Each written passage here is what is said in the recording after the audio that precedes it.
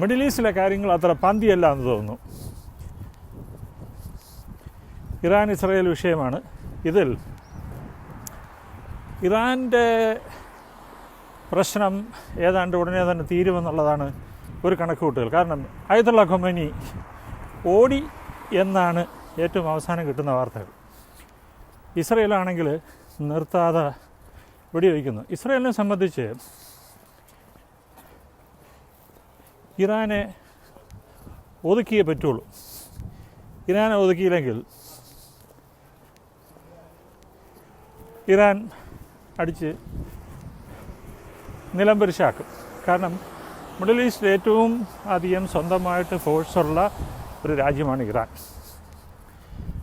പക്ഷേ സ്വേച്ഛാധിപത്യത്തിൻ്റെ അങ്ങേയറ്റമാണ്. അയത്തുള്ള ഖൊമൈനിയുടെ നേതൃത്വത്തിൽ 76-ൽ റവല്യൂഷൻ ഉണ്ടാക്കി ഷായെ പുറത്ത് ചാടിച്ചു കഴിഞ്ഞ ഇറാൻ പിന്നീട് അയത്തുള്ള ഖൊമൈനിയുടെ കൂടെ നിന്ന എല്ലാവരെയും ഒതുക്കിയ കഥയാണ് നമുക്ക് ചരിത്രം പറയുന്നത്. ഇസ്രായേലിനെ സംബന്ധിച്ച് ഹോളോകോസ്റ്റിന് ശേഷം ഏറ്റവും അധികം ഒരു പ്രശ്നം നേരിടുന്ന സമയത്താണ് ഇറാൻ ശക്തി പിടിക്കുന്നത്. ഇസ്രായേലിനെ സംബന്ധിച്ച് ഡു ഓർ ഡൈ സിറ്റുവേഷനാണ്. അവർക്ക് യുദ്ധം ചെയ്യാതിരിക്കാൻ പറ്റാത്തൊരു സ്ഥിതിയിലേക്ക് എത്തിക്കഴിഞ്ഞു. ന്യൂക്ലിയർ ടോക്കുകൾ ഫെയിലായതോടുകൂടി ഇറാൻ ന്യൂക്ലിയർ മിസൈൽ ഉണ്ടാക്കില്ല എന്ന് പറഞ്ഞെങ്കിലും അവർ എൻറിച്ച്മെൻറ്റ് സ്റ്റോപ്പ് ചെയ്യില്ല എന്നാണ് ഈ കഴിഞ്ഞ മാസം നടന്ന ചർച്ചകളിൽ അവർ മുന്നോട്ട് വെച്ച കാര്യം. ഒരു രാജ്യത്തിന് അവരുടെ ന്യൂക്ലിയർ എൻറിച്ച്മെൻറ്റ് സമാധാനപരമായ കാര്യങ്ങൾ, അതായത് എനർജിക്ക് ചെയ്യുന്നതുകൊണ്ട് കുഴപ്പമില്ല. പക്ഷേ അത് മിഡിൽ ഈസ്റ്റിലെ പല രാജ്യങ്ങൾക്കും താല്പര്യമുള്ളൊരു കാര്യമല്ല.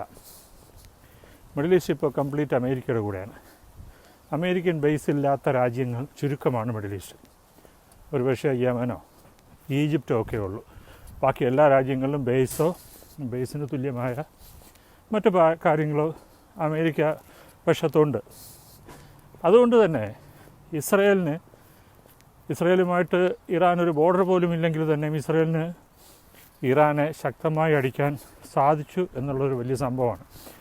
എന്തായാലും അവസാനത്തെ വാർത്ത, ഖൊമൈനി രാജ്യം വിട്ടു. അവരുടെ ബാക്കി തലവന്മാരെ എല്ലാവരെയും കൊന്നു. ഇനിയിപ്പോൾ അവിടെ ലീഡ് ചെയ്യാൻ ആരുമില്ല. ലീഡ് ചെയ്യാൻ ആളില്ലെങ്കിൽ രാജ്യം അപ്പോഴേ തലകുത്തും. ഒരാഴ്ചക്കകം ഇറാൻ മിക്കവാറും തകർന്ന തരിപ്പണമാകും. അവിടുത്തെ ജനങ്ങൾക്ക് ഒരു റിലീഫ് ഉണ്ടാവും, ഒരു ഫ്രീഡം ഉണ്ടാകും എന്നുള്ളത് തന്നെയാണ് ഇപ്പോഴത്തെ കാര്യങ്ങൾ കാണിക്കുന്നത്. ഇനി അത് കണ്ടിട്ടേ ഇസ്രായേൽ തിരിച്ചു പോവുകയുള്ളൂ. ഞാൻ നടക്കാനിറങ്ങിയപ്പോൾ എൻ്റെ മനസ്സിൽ തോന്നിയത് നിങ്ങളുമായിട്ടൊന്ന് ഷെയർ ചെയ്യാമെന്ന് കരുതി. വഴിനോട്ട കാഴ്ചകളിൽ ഞാൻ ബാല വേണു.